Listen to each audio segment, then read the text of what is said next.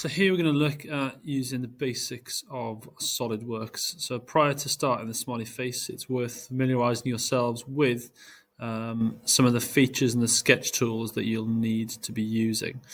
So in the first instance, when you log on to SolidWorks, you need to be clicking on New.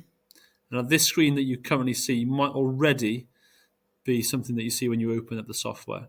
So we're only going to focus initially with using a part, so we can ignore the assembly and drawing tools. So clicking on part and pressing OK. Now once you've done this, you'll see a feature tree on the left-hand side. And what you'll then notice is there are three options for where you can draw. So you have your front plane, your top plane, and your right plane. Now, keeping it nice and simple, we're going to start with the top plane. So think of this as a piece of paper. And if you were trying to draw out a sketch, we can refer to this as our piece of paper on screen. So I'm going to click on top plane. That's now selected that plane. So that's kind of stage one. Stage two, we want to now decide on what and how we're going to draw. So to do that, we're going to move over to the sketch element at the top here. Then we get a whole array of tools. Now, if we start off with something nice and straightforward, like a rectangle or a circle, click on the tool, and you'll notice that your screen now automatically changes, so we've got a nice two-dimensional view. It's good practice to start using the origin, not essential, but a good practice to do so. So I'm going to go to the origin, click once, clicking twice, you can see, well, actually dragging first of all, and then when I'm happy, I can click twice. So I'm going to go for a radius of about 50, which inevitably will give me a diameter of 100, and I'll click there. Now notice in the bottom left-hand side here, where my cursor is now floating around, I can manually type in a size. I'm going to go for a 50 radius and hit enter on my keyboard, and then I can tick that off. Really important then, I can, if I want to, end the sketch. Now at the moment, this is a two-dimensional drawing of a circle. So that's stage two. We've drawn using our pen or pencil that circle. We now want to make that a three-dimensional element. So we go into features, and we get given the option of making this an extruded boss base.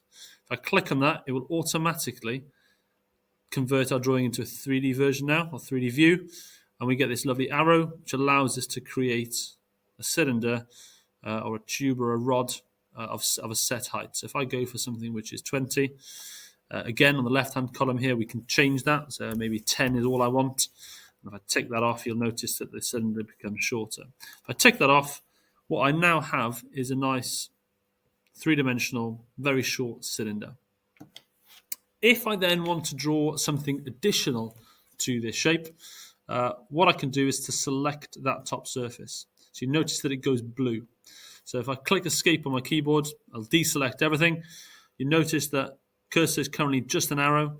Onto here, it's now telling me that I can select this face and be able to draw on that face.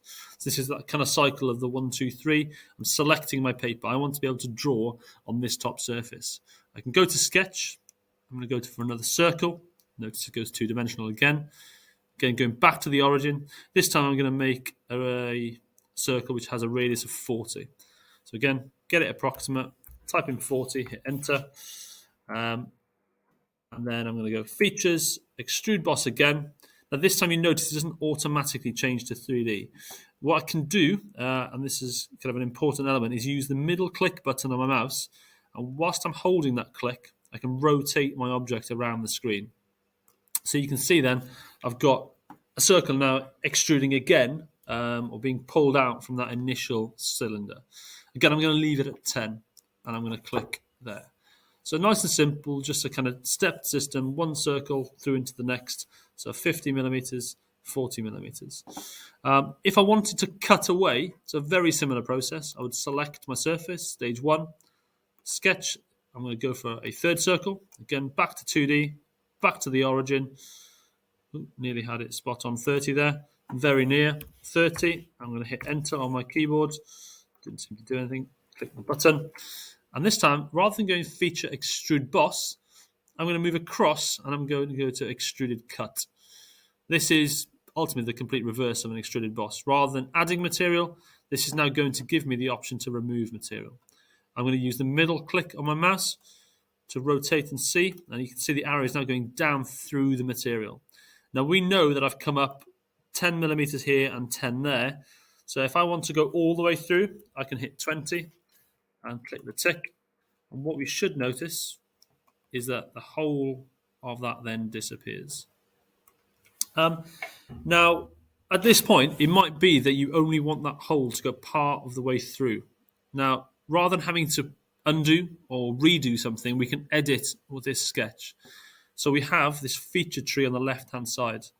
So you'll notice that there are little arrows or little triangles that open up various features within. So these are the 3 separate sketches: my initial circle, my second circle, and my third circle. So what I want to do here is decide that actually I only want this hole to go partway through. So I can right click and I can edit the feature. So when we typed in 20 earlier, I'm now going to change that to 10. I'm going to tick that off, and I'm going to see that it only goes part of the way through. Now this is true of all of these. If I right click this boss extrude, I can make it say 5 millimeters and tick it off and see what difference that makes. Everything then will update accordingly. So we've got a 10 millimeter step, a 5 millimeter step, and a 10 millimeter hole that goes part way through. So that then now kind of summarizes the main elements of simple, basic use of SolidWorks.